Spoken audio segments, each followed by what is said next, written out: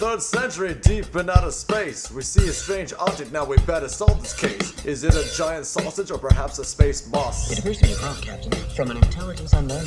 Meanwhile on Earth, they're watching some YouTube of Klingons on the Enterprise going a boom boom. Sarek rolls in, Have the right to commit murder. and the Klingon responds with a mouthful of burgers. James T. Kirk, renegade and terrorist. There shall be no peace as long as Kirk lives. Which takes us to Vulcan with the renegade crew. Kirk, Chekhov, Scotty, Uhura, and Mr. Sulu.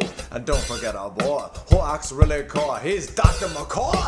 Oh, joy. Up there's Mr. Spock, who's risen from the dead, re-educating his pointy-eared head. Looks like he's got his brain in motion, but one problem: How do you feel? his emotions. Here he comes now. Says the guy with white eyebrows, but the probe is sucking all the ship's power. All systems clear. Reports to reserve power only. Looks like that probe is badass, homie. So Kirk and crew must stand trial, so they go. Sulu? But on the way back, they got a call from the boss.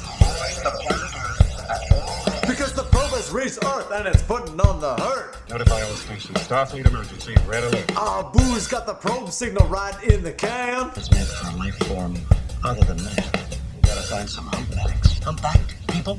Whales, Mr. Scott. To bust the probe signal. So Kirk calls up Earth to let his plan unravel. We're going to attempt time travel. So they walk back in time, slingshot around the sun. While the ship busts apart, and then everyone has an LSD trip, hallucinating and wired of reeds and a mannequin catapulting from a fire. This is the strongest acid in the universe, mother. They can see their own heads if they were made out of rubber. But now they're safe from their trip penitentiary. I believe we have arrived at the latter half of the 20th century. Hey, Mr. Sulu, where are you from? Where? San Francisco. I was born there. But the trip has caused a ship's calamity. Scotty. We won't have enough to break out of Earth's gravity. Now they're wishing to find nuclear fission and find them whales on an Earth-saving mission. Now the EQ's being put to the test. Mr. Spock makes a cool headband out of his dress. Some guy talking about fighting with his wife. I like the way she fights. Damn right! Anyway. Boom, the crew emerges from their cloaked ship and the garbage dudes run and the crew starts to kick it. You want purple dresses? Nuclear vessels. But that's an In Alameda. Where is Alameda? Cook and Spock on a bus, pinch out a punk, and get down to the fish place and junk. There they meet, Sergeant Julius Taylor.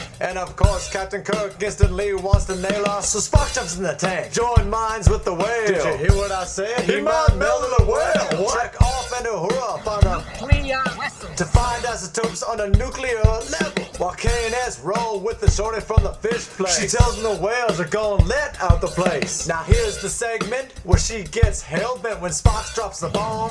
First, he was president. Skip go the breaks, but let's go to the factory where Scotty and McCoy need parts to make their tank, see? No computer.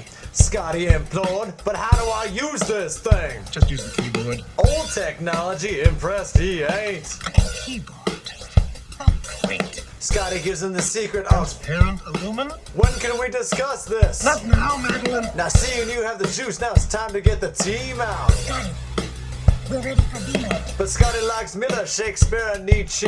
Uhura likes books too. Scotty, do you read? No time to talk now. Beam me out, please, but Chekhov's arrested. Hurry, hurry, hurry! They don't get much Retard. cooperation, so Chekhov tries to stun them, but Must have get radiation. so he runs away to a Russian playful comedy soundtrack and falls on his head and his back. The shorty goes to a whales, but they done hit the switch, man. Shorty is mad. You son of a bitch! Sulu flies over the transparent aluminum. He turns on the wipers and it's really hilarious. Shorty finds Kirk and beams her aboard. The ship's all fixed. Full power has been restored. So the bros run to check out to save him from the vans. When I swim after I eat, I get Cramps. But enough about me, back to the space story. McCoy needs to fix Chekhov's artillery. They fix him up with a head computer. Escape the place and beam to the space commuter. In search of the whales before they get hurt. Their frequency be 401 megahertz. but at that moment they find an evil Willie ship. The captain says,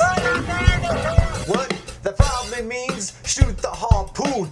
Now will our whales meet their stabby doom? They fire the harpoon with a rope that's long, but right in mid-air the harpoon goes boom. Kirk shifted cloaks and the whalers are screwed. They try to escape as they feel they're under ruse. But time for Scotty to beam the whales aboard. The tension is thick, you can cut it with your space sword. And finally Scotty proclaims, oh, with a cheer, There'll be whales here. they walk out of town, drink the sun to get down on that space acid again. As things shot around, they encountered a probe, and it gives them a pounding. The mains are down, sir. Fox power is not responding. They're just like me when I drink vanilla extract.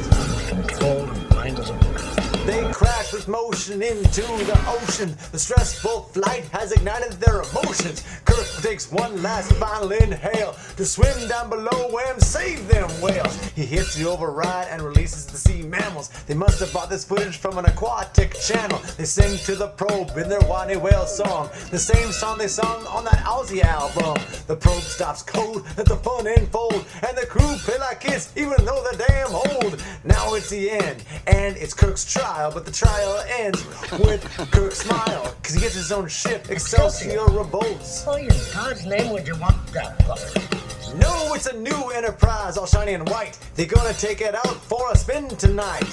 Kirk and the gang order up some whiskey shots and Let's see what she's got. Star Trek for mother blang-a-lang. It starts wing-dang, stick-a-dick-a Star Trek.